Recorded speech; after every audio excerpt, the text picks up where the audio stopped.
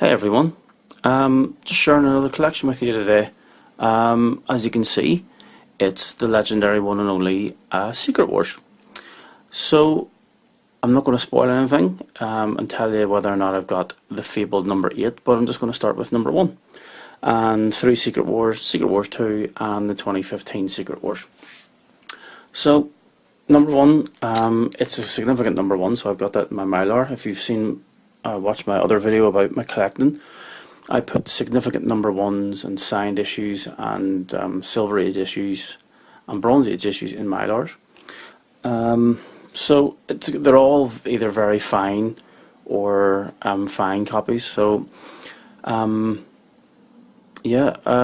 on. So admittedly, I've not actually read these. Like, don't get me wrong, I know the story. Alright, lovely cover there, by the way, number 2. I know the general story of Secret Wars. We all know it's the first major crossover. As I started collecting 15 years ago, I never really got into the crossovers, but only recently have I decided to do so. And in doing so, it's enabled me to get like really significant sort of copies and stuff, you know, like first appearances and of this, that, and the other. So I have the 2015 Secret Wars, but just recently I've decided to go back and get these House of M. Like I say, mostly Marvel. I think I've mentioned before, I'm Marvel over DC, but Batman over everyone else. So hence why all my crossovers and big events I will have would be Marvel. The only other ones I have are Battle for the Cowl for Detective and Batman a few years ago, and that's about it. I don't get many DC ones. But just continuing on, I mean, all these they're all in lovely condition. I can't wait to read these. I mean, like I say, they're fascinating. I mean, there's I think that's Ultron fighting with Doom and all random ones, you know. First appearance of Spider-Woman in this one. Again, I've looked through them. Obviously, they're all really good copies. There's nothing wrong with them. But as you can see now, this is number 7. So did I or did I not get issue 8? Drum roll, please. And yes, I most certainly did.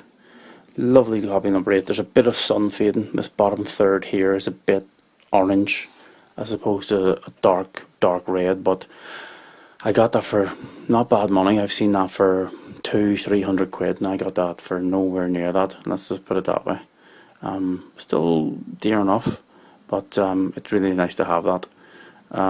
If you want, I can go into full detail. It's not as it's one of those things. You think you know the story of how he gets the black costume, but it's only in the last couple of panels, and it's nothing like the story you think it's going to be. Still a good story though. I mean, it's still a great story to have. I mean, they're taking on Galactus there. And then I got this one from Germany. This arrived the other day there. I mean, stunning cover, Doctor Doom falling apart. Similar things happened in the 2015 Secret Wars storyline, I think, where Doom becomes a very prominent character. And then he obviously fixes himself, gets fixed back up again or something. But so there's other things happening in these stories that's one big reason why I wanted to get them.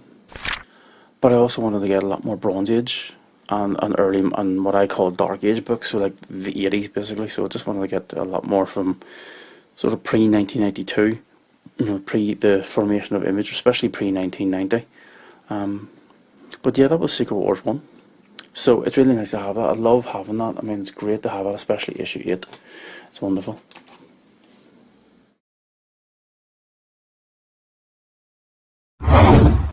Secret Wars 2 though, different kettle of fish. You've now got the Beyonder. Again, lovely cover there. I mean, I love that shadow. I don't think you need that, but again, you know, these were aimed at kids. But you got like the New Mutants and all coming in, which is quite prominent. This is a year later. This is 85, so you'll have a lot more superheroes. So you've, as I say, there's a Black costume again. There's Iron Fist and Luke Cage, which you didn't really have in Secret Wars 1. You've even got the Hulk, She-Hulk there as part of Fantastic Four, briefly. Lovely cover there again. Again, this era the covers weren't prominent. You have it's advertised. Secret Wars 2, it's a big crossover. We're riding on the coattails of Secret Wars 1, so the covers aren't really used to advertise them. So yeah, as you can see, I mean, these covers weren't really used for advertising. I don't know, they're not setting the world alight, put it that way. I mean, again, see, on this one too, it's just throwing people in, guest starring this, Doctor Strange 2, ooh, and Iron Man's, I think it's a Centurion armour, the one that's in Iron Man 2, Beyond the Bites of Dust, you know what I mean? It's a bit of a cluttered cover, it's not used for advertising. It's my opinion that covers should be used to wow and get you in, but of course, the whole event was being used to get people in to read the book. You didn't need the cover to advertise it. Same goes for that one. That's just a bizarre cover. Very 80s fashion, the weird strut. I understand what it's supposed to do, but it's like, it's an odd one. But again, the Beyonder here is trying to find out what it means to be human. So, again, all good issues, but he's starting to find out what evil is, and he realises that, oh, here, I don't like evil. So, evil's not nice, so to speak. Not a bad issue, or cover, sorry. Again, still a good condition issue. All got from the same person. All 9 of them one go, got them for very, very inexpensive. Again, Secret Wars 2 isn't going for as much as, like I say, Secret Wars 1 number 8. The other number 8, the Spider-Man, the black costume, excuse me. But who knows, if the 4th Avengers film has anything to do with the Beyonder, this will go through the roof. And then finally, this is his supposed destruction. That's a better cover. No words, just letting the art speak for itself. It's a bit cluttered, but yeah, it's not bad. So that was Secret Wars 2.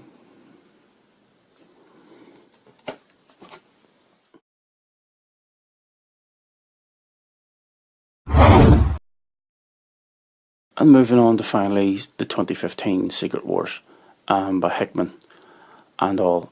So this is the official guide to the Marvel Multiverse, which I got. I think it cost me about $5 or something. So it's not an actual comic book. It's literally is a guide to the multiverse. You can see my wee curled up corner there I haven't bothered fixing.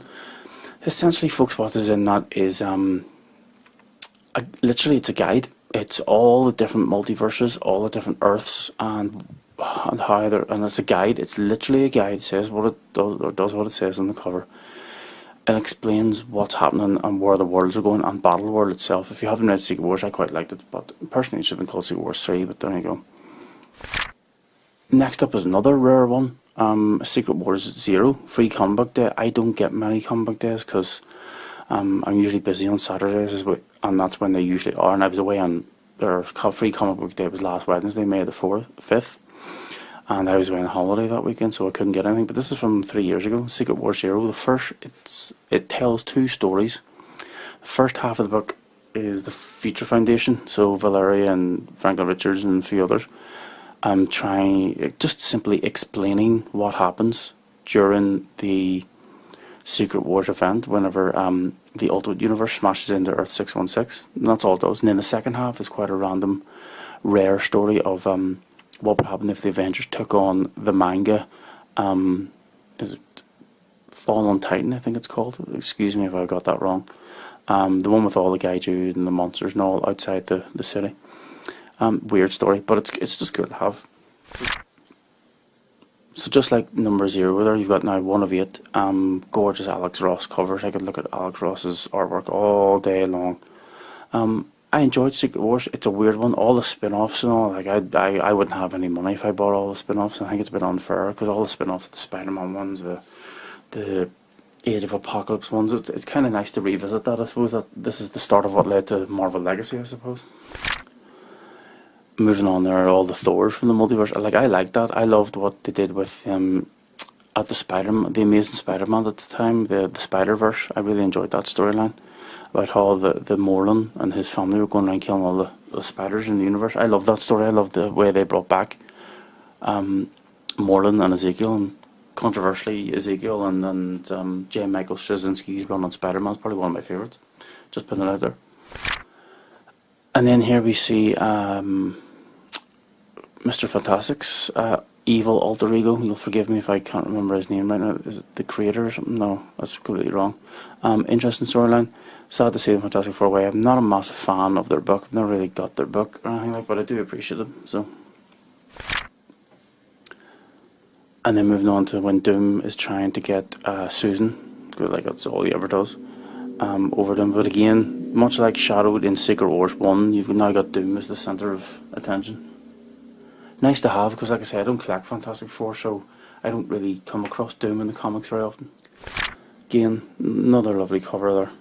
Can't remember what happens in each issue, but it's a good storyline. Like, you should definitely pick it up if you haven't. Number 6 there, I think that's all the different Thanoses and Loki and the dead, basically, is where that is. And the land of the dead in Battleworld. And now, if you just notice there with issue 7, you'll notice it's now changed to 9 issues. So I think about a third of the way through, they went, uh-oh, we need 9 issues to flesh this out. But another lovely Alex Ross negative cover where the main villain is in negative, if you will, negative photo effect. The original ending, number 8, Thing taking on Galactus there, a bit mental, but that was when the Thing was the size of Galactus, because of, I can't remember what reason. Again, I haven't read this for about 3 years, sadly, but like I say, I'll probably read, once I start reading through Secret Wars 1 and then Secret Wars 2, I'll probably read this again. And then the ending with your obligatory Fantastic Four Doom, but it's got a bizarre ending there where you've got Franklin Richards basically has the power of a god, and I know he always was quite powerful, but they basically just rewrite the entire universe, which I wonder if they've forgotten about in the Marvel universe, that the current, what's now called iteration of reality, which I think is the 9th iteration of reality, stop me if I'm wrong, was created by Franklin Richards. So I think a lot of people have forgotten that. So, but yeah, that's Secret Wars 1, 2, and 3. Can't wait to read through them.